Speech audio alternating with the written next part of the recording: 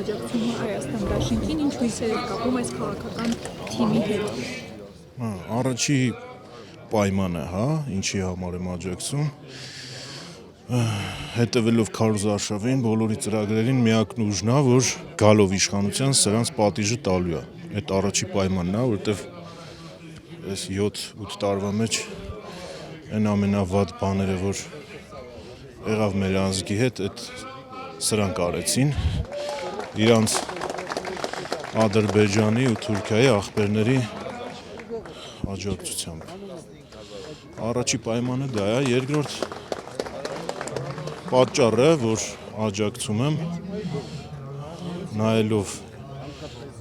98-2008 այդ 10 տարիները, գալիս ենք այն եզրահանգման, որ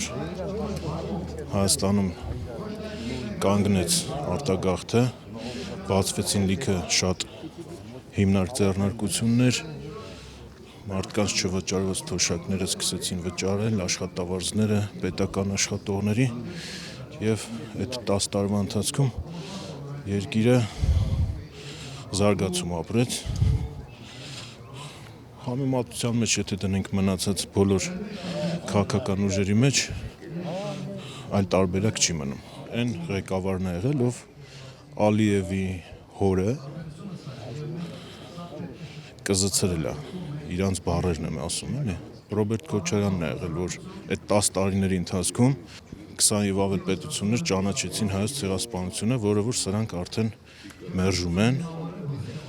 մոռացության են տալիս։ Սփյուռքը համախմբվեց Հայաստանի շուրջ Ռոբերտ Քոչարյանի շնորհիվ, ու այդ ընթացքում մենք զգացինք ինչքան ծաղկեց Հայաստանը, դիվանագիտությունը մեր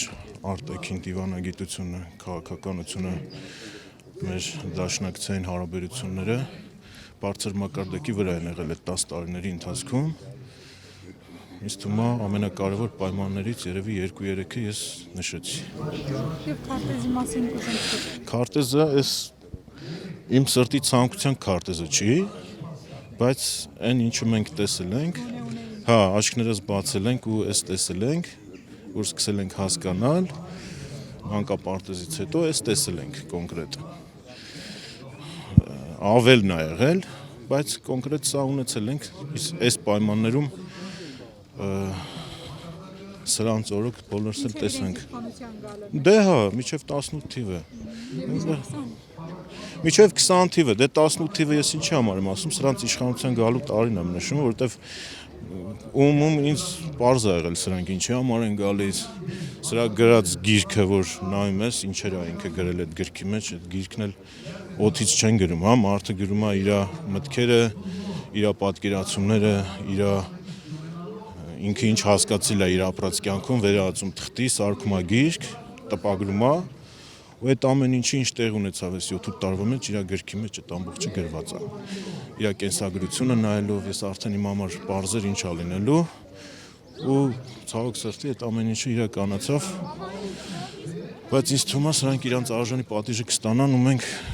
ամսի 8-ին, հունիսի 8-ին լրիվ նոր Հայաստանում կզարթնենք, ու այս ընթացքը դեպի անդունդ կկասեցնենք ու կսկսվի մեր երկրի վերելքը արդեն։